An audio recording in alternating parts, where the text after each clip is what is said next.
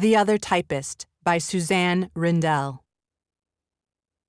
No bathtub gin for this one, came Odalie's voice. She suddenly materialized by my side and slipped a very lithe, sinuous arm around my waist. Let's start her on something a little more civilized. How about a nice champagne cocktail, Redmond? Redmond gave an almost imperceptible incline of his head, then turned and toddled off with a stiff gait on his thick, truncated legs. Redmond's a sweetheart. Where have you taken me? Odalie only laughed. Come on, I want you to meet someone. With her arm still entwined around my waist, she steered me to a far corner of the room, where a group of nicely dressed men stood clustered around a roulette table.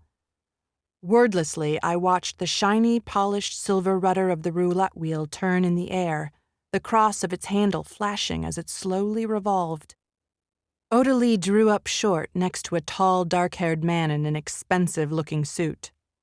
Rose, I'd like you to meet Harry Gibson. On hearing his name, the man turned to us and, with no attempt to hide it, looked me over with a wolfish skepticism from head to toe. I go by Gib, he said, extending a courteous, indifferent hand. I shook it gingerly, and upon the completion of this gesture, Gib immediately returned his attention to the roulette table. Come on, Gib muttered under his breath. Curiously, he didn't appear to be rooting for any particular number, but rather against all of them in general. I watched his eyes flash as the roulette table slowed to the end of its spin and lurched precariously. Your drink, miss. I looked down to see Redmond had returned with whatever it was Odalie had ordered. He had returned with the drinks, but no bill, and I was soon to learn that this was how things always worked with Odalie. Drinks, meals, tickets to shows. Odalie received them all while handling the exchange of money for goods so discreetly as to render it nearly invisible. And now, by the simple virtue of being in her company, I was to receive all these things for free. A dim realization of my new windfall crept over me as I examined the diminutive waiter who stood holding our drinks. His stocky arms were not quite able to clear the height of his head, but nonetheless he proudly held up a silver tray laden with 2 champagne glasses containing a cloudy, slightly greenish-tinted champagne. Odalie lifted one of the glasses from the tray directly to her lips and took a polite, appreciative sip. I knew a nice girl would never be caught drinking in a blind or otherwise, but I also sensed I was being tested. I could not refuse just now. What is it? I asked as I hesitantly lifted the second glass from the tray. A little splash of heaven, Odalie replied. I gave her a look. She laughed. 1 part absinthe, 2 parts champagne. Try it, it's positively lovely. I don't drink. What would the sergeant say? I blurted out. Odalie laughed again, the music of her voice carrying throughout the noisy room. The white ball in the roulette wheel finally came tripping to a standstill, and a small uproar sounded all around the table. Gib turned distractedly back to us, frowning at my proclamation of temperance. Who is this friend of yours? He said to Odalie, as if I weren't standing next to her. Another typist, from the precinct. He started and looked at me with greater scrutiny. Is she clean? Odalie scowled in annoyance, a rare look for her lovely face to display. I'll vouch for her, if that's what you mean. You can't just bring anybody in here, Gibbs said in a low, warning voice. But it was a hollow warning. His attention had already been reclaimed by the roulette ball that had been thrown back into play, tripping along the fresh spin of the wheel. Have a drink of your cocktail, Rose, and show Gib here you mean no harm, Odalie suggested. I sensed it was imperative at that point to drink, and so I did, suppressing the urge to sputter back the fizzing licorice-flavored champagne as it burned the back of my throat. Good girl. Odalise said approvingly, although I once again got the impression the conversation was not being addressed to me. New England White by Stephen L. Carter. Chapter 14. A Surprise Guest. Sunday night, Julia had dinner in the city with a pair of sister ladies, Regina Thackeray, an obstetrician on the staff of the medical school, and Kimmer Madison, a partner in the biggest law firm in town. They were, technically, a subcommittee of a subcommittee, charged with crafting a description of the purpose of a fundraising dance to be held in May, because the group wanted a way to support health services for pregnant teens without taking a position on abortion. Regina volunteered and also drafted Kimmer, her bosom buddy, who never actually attended the organization's meetings, although now and then she brought her son to Little Bugs, the children's auxiliary, created decades ago so that middle-class women of the darker nation could find playmates for sons and daughters too precious to be risked among the black masses, yet too black to be risked among the whites. Julia had no clear memory of how she stumbled onto the subcommittee. So far, the trio had met twice, accomplished next to nothing, and this meeting, at Cadaver's, an expensive if peculiar restaurant downtown, was headed in the same direction. Good food, good wine, good conversation, none of it on the topic. Usually, Julia enjoyed these get-togethers, but tonight she was distracted, and both her sister ladies noticed. "Are you okay, honey? Everything all right at home?" They could not draw her with politics. They could not draw her with gossip, even when Kimmer let slip the juicy morsel that she had decided, due to the shortage of black men of a certain age and quality, to start dating her own ex-husband. They could not even draw her into a discussion of relationships, where ordinarily she would dissemble, recognizing how the rest of the clan thought her marriage ideal. But, having learned at Mona's feet never to air dirty laundry in public, she shared with nobody in the world the chilly truth that living with Le Master was like climbing Everest every day, without oxygen. "I'm sorry," she said, when their banter failed to rouse her. She sipped her wine, glaring at her barely touched tilapia as if she had identified a new enemy. "This hasn't been an easy few weeks." They understood, eyes begging for more. "Maybe we should never have moved out of the city," she continued, surprising herself. And perhaps she was even sharing a piece of truth, although not, to be sure, her deepest fears. "It's like ever since we got to the landing." "Hey, look who's here," said Kimmer with sudden unenthusiasm, handsome walnut face crinkling with distaste as she gazed across the restaurant. Like Le Master, Kimberly Madison seemed to know everybody in town. Julia and Regina turned as a tall, fit man of the paler nation strode happily toward their table, jollity gleaming from friendly blue eyes, not the smallest hair out of place. You had the sense that all of life delighted him. "Don't get up, don't get up," he said, waving his large hands, although nobody had budged. "Kimberly, my dear, introduce me to your friends. Regina, Julia, this is Anthony Tice." She recognized him from his television commercials, but he was even more overwhelming in person. He possessed the chipped good looks and fetching smile of a man who spent a lot of time practicing in the mirror, and the broad shoulders of a man who spent a lot of time in the gym. She had heard that Tice developed an amazing rapport with juries, and, seeing him in the flesh, believed it. "Well," he said, face alight with a hot joy that made her queasy. "Julia Carlyle, we meet at last. My pleasure, really." "Go away," said Julia, and both sister ladies turned to look at her. He sat down instead. We have a lot to talk about, he assured her. Do you know him? Said Regina. The legal Adonis said hello, and that was all it took.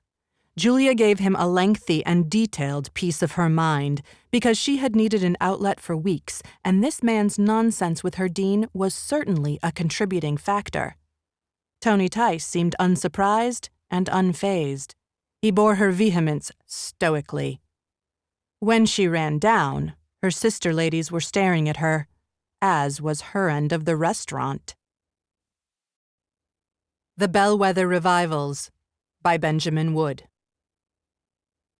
She was reading an old paperback, tilting the pages into the second-hand light of the vestibule with one hand and cradling a clove cigarette between the fingers of the other. Her reading glasses were too big for her face, square with rounded corners like projector slides. After a moment, she glanced up from her book and smiled. One thing I know about church, she said, is to learn where the exits are. It's like being on a plane, have to get out in an emergency. Her accent was genteel, proper, the stuff of elocution lessons, but there was also something uncertain about the way she spoke, as if she was trying hard to rough up the edges of her sentences. She had dropped the G of being, and it sounded strange. I'll try to remember that for next time, Oscar said. Oh, I don't think you'll be coming back in a hurry. Too much Jeremiah, not enough choir. Am I right? He shrugged. Something like that. Well, I can hardly blame you. They were almost perfect tonight, weren't they? The choir, I mean. She offered him her cigarette pack, and he shook his head. Sometimes the beaters aren't concentrating, and their timing suffers, but tonight they were really with it. Yeah, I thought so too. As Oscar stepped closer, she studied him with a quick motion of her eyes. He wondered if she would see the same things in his face that he saw in the bathroom mirror every morning. Those straight, innocuous features that might just pass for handsome. The beginner-sloped nose that water streamed down when it rained. That narrow jaw he'd inherited from his mother. He hoped that she could see past his work clothes, the faded leather jacket he wore over his nursing uniform, and the trainers he'd put through the washing machine so many times they were clean, but somehow gray. Are you sure you don't want a cigarette? I hate smoking on my own. It's so depressing. She lifted the paperback and examined its cover. What about Descartes? We could smoke him. There's enough material here to roll a good cheroot. She snapped the book shut before he could answer. Yes, you're probably right. Descartes would be a bit dry, wouldn't he? Much too heavy on the stomach. There was a moment of silence. She drew on her clove again. So, do you have a name? Oscar, he said. Oscar. That's nice. She spoke his name out into the night, pondering it, as if she could see it scrolling across the sky on a banner pulled by an airplane. Well, Oscar, don't take this the wrong way or anything, but church doesn't really seem like your scene. I was watching you in there.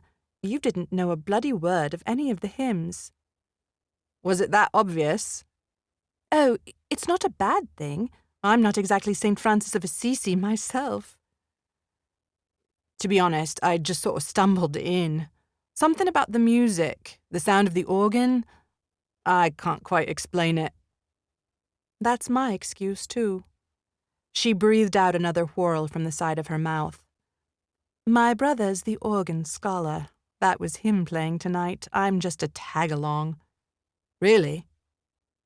Really. It's not the kind of thing I'd bother to lie about. Well, he plays that then better than anyone I've ever heard. You can tell him that from me. Oh, he doesn't need any more positive reinforcement, she said, laughing at the thought. His head's going to swell up like a bloody zeppelin when I tell him you only came inside for the music. He'll take all the credit for that. I love my brother dearly, but I'm afraid the humility gene passed him by. Oscar smiled.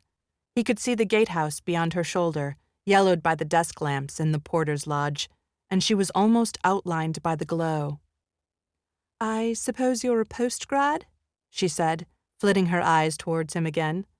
I can tell postgrads from 50 paces. You're all baggy leather and comfortable shoes. Sorry to disappoint you. All right, okay then, a postdoc. My radar's off. I'm not any kind of student, he said. You mean you don't go here at all? It was as if she had never met anyone from beyond the hallowed grounds. But you look so... So what? Serious. He didn't know if this was a compliment or an accusation. Down the Darkest Road by Tammy Hogue. Bump and Sissy Bristol, old friends from Santa Barbara, had embraced her idea, both of the book and of the change of venue, and had offered the use of their second home in Oak Knoll as a refuge. The Bristols were like family, like older siblings to Lance and Lauren and godparents to the girls. Bump played the annual role of Santa Claus at Christmas and helped coach the girls' sports teams. Sissy was the fashion fairy godmother who delighted in taking the girls shopping and treating them to manicures and pedicures. Bump's real name was Bob. He had earned the nickname decades ago for his aggressive style of play on the polo field, which was where he and Lance had become fast friends despite their 12-year age difference. As couples, they had run in some of the same social circles. Bump was in finance, Lance an architect. They had numerous clients in common over the years. Sissy owned an antiques shop on Lily Avenue in Summerland, south of Montecito. Lauren had a small business as a decorator. Lance had designed the remodeling of the Bristol's Oak Knoll getaway in '84. Lauren had kidded them about the project, even as she and Sissy worked on ideas for the interior. You live in paradise. What's there to get away from? A beautiful picture postcard town, Santa Barbara overlooked the Pacific Ocean while mountains rose up behind it. Celebrities walked the streets there, ate in the trendy restaurants, and had mansions in neighboring Montecito. Tourists flocked to the area every summer. There was never a shortage of things to do. The arts flourished there. It was a city of festivals and concerts. Lauren had thrived in Santa Barbara. She and Lance had lived there for nearly 20 years, their entire married lives. Lance had grown up there. The girls had been born there. The Laughtons had been fixtures on the social scene, active in the schools. Leslie had been abducted there. Lance had died on a mountain road just north of town 2 years later. Lauren couldn't go to the supermarket without being stared at, talked about. She had been a constant presence on the television news there and in the newspaper as she tried to keep her daughter's case in the public eye year after year. Every store owner in town knew her from the many times she had come in with a new poster for Leslie. Missing. Abducted. Have you seen this girl? People had cringed at meeting her, first because they didn't know what to say, then later because they didn't know how to get rid of her. Over the years, they had grown tired of seeing her, of hearing about the case. They didn't want to, sustain the sympathy or the guilt that went with it. Unsolicited advice had gone from, hang in there, to, time to move on. Even the best of friends had suggested the latter. It's been so long, Lauren. Leslie is gone. You need to let go. Easy for them to say. Leslie wasn't their daughter. Sissy and Bump had been kinder. They had offered the house, supporting her plan to get away from Santa Barbara for a while. Or maybe they had wanted to get rid of her too. Out of sight, out of mind. Whatever their motive, Lauren was grateful. Garden Spells by Sarah Addison Allen. Even L. Franklin was 79 years old, looked like she was 120, yet still managed to walk a mile around the track at Orion 5 days a week. Evenelle was a distant relation, a second or third or 14th cousin, and she was the only other Waverly still living in Bascom. Claire stuck to her like static, needing to feel a connection to family after Sydney took off when she was 18 and their grandmother died the same year. When Claire was young, Evenelle would stop by to give her a Band-Aid hours before she scraped her knee, quarters for her and Sydney long before the ice cream truck arrived, and a flashlight to put under her pillow, a full 2 weeks before lightning struck a tree down the street and the entire neighborhood was without power all night. When Evenelle brought you something, you were usually going to need it sooner or later, though the cat bed she had given Claire 5 years ago had yet to find its use. Most people in town treated Evenelle kindly but with amusement, and even Evenelle didn't take herself too seriously. But Claire knew there was always something behind the strange gifts Evenelle brought. "Well, don't you look Italian with your dark hair and Sophia Loren dress? Your picture should be on a bottle of olive oil," Evenelle said. She was in her green velour running suit, and slung over her shoulder was a rather large tote bag full of quarters and stamps and egg timers and soap, all things she might feel the need to give someone at some point. "I was just about to make some coffee," Claire said, stepping back. "Come in." "Don't mind if I do." Evenelle entered and followed Claire into the kitchen, where she sat at the kitchen table while Claire made the coffee. "You know what I hate." Claire looked over her shoulder as steam carrying the smell of coffee curled around the kitchen. "What do you hate?" "I hate summer." Claire laughed. She loved having Evenelle around. Claire had tried for years to get the old lady to move into the Waverly house so she could take care of her, so the house wouldn't feel as if the walls were moving out of her way as she walked, making the hallways longer and the rooms bigger. "Why on earth would you hate summer? Summer is wonderful. Fresh air, open windows, picking tomatoes and eating them while they're still warm from the sun." "I hate summer because most of them college kids leave town, so there aren't as many runners, and I don't have any nice male backsides to look at when I walk the track." "You're a dirty old lady, Evenelle." "I'm just saying." "Here you go," Claire said, setting a coffee cup on the table in front of Evenelle. Evenelle peered into the cup. "You didn't put anything in it, did you?" "You know I didn't." "Because your side of the Waverlys always wants to put something in everything. Bay leaves in bread, cinnamon in coffee. I like things plain and simple. Which reminds me, I brought you something." Evenelle grabbed her tote bag and brought out a yellow Bic lighter. "Thank you, Evenelle," Claire said as she took the lighter and put it in her pocket. "I'm sure this will come in handy." "Or maybe it won't. I just knew I had to give it to you." Rewire Your Brain for Love, Creating Vibrant Relationships Using the Science of Mindfulness by Marsha Lucas, Ph.D. Chapter 5. Installing a Dimmer Switch. Emotional Resilience. Just can't shake the feeling. You had a conversation with your partner this morning, it went badly, and hours later you're still running it through your head and through your body, as you learned earlier. This kind of emotional stuckness can definitely get in the way of your capacity to be present in your relationships. It keeps grabbing you and pulling you back into the quicksand of painful past experiences. If only you could wrestle yourself free. You try thinking it over, running the argument through your mind over and over, trying to figure it out, but that just seems to leave you more engulfed in the swamp of feelings. Maybe anger, maybe worry, maybe sadness. Eventually, you seem to get over it, but then something minor, maybe even completely unrelated happens, and bam, you're right in the emotional fire swamp again, maybe with your partner, or maybe with someone else who just happens to be in the wrong place at the wrong time. Back and forth, back and forth. Reminds me of a joke.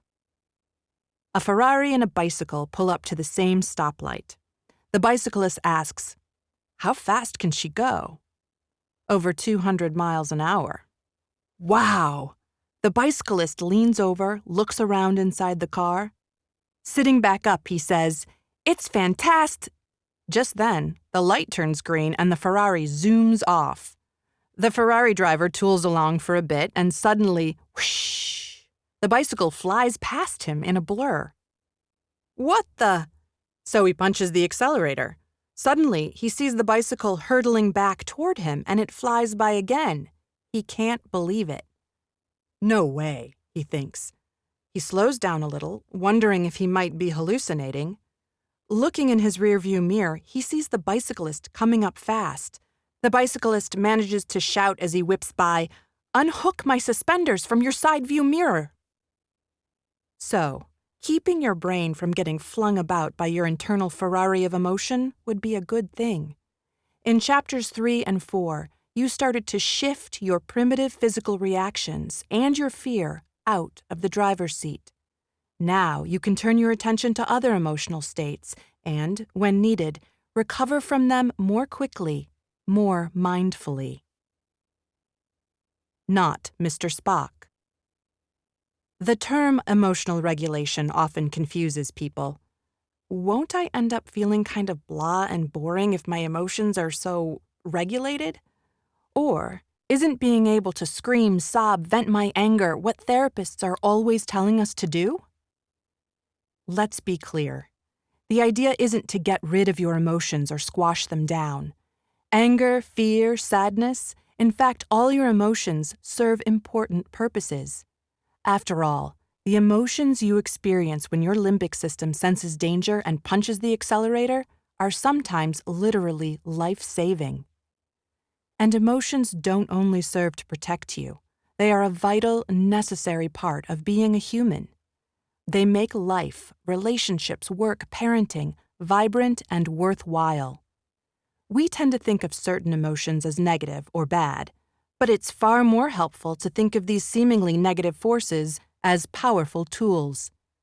It's true that they can overwhelm us and fling us about mercilessly and unconsciously, but if we learn how to keep them from running our lives, the benefits and aliveness of experiencing them are like the difference between living in black and white versus Technicolor. If all you can experience is the extreme emotion, though, the surge of the engine, unintended collisions, blowing gaskets, or running out of gas, you're missing out on a lot. And if all you try to do is keep it in neutral with your foot on the brake, you're missing even more. I've heard Daniel Goleman, PhD, say it really well, what we're aiming for with emotional resilience. To stay with the discomfort, to not run toward the hedonic, and to be able to choose a more mindful response. You can hold in awareness the feeling of wanting to avoid. You get the strength so that even distressful feelings can remain in awareness without overwhelming you. So you're neither dodging the emotions nor indulging yourself or drowning in them. Once you've faced the emotions and expressed them, to yourself and perhaps to others, mindfully, you'll find that it's much easier to have a rich emotional life without being jammed up, periodically volcanic, or emotionally limp.